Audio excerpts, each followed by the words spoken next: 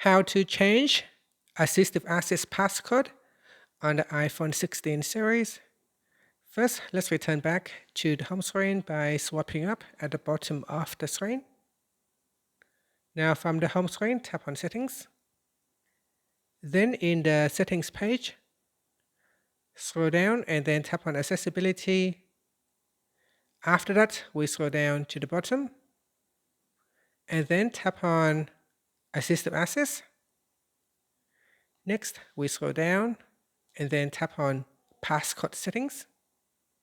Now at the top here, tap on Change Assistive Access Passcode and then enter in the new passcode that you want to use.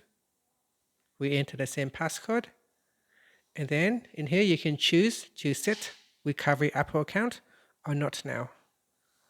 And that's it. After that, you can tap on the back key or swipe up to return back to the home screen. Thank you for watching this video. Please like and subscribe to my channel for more videos.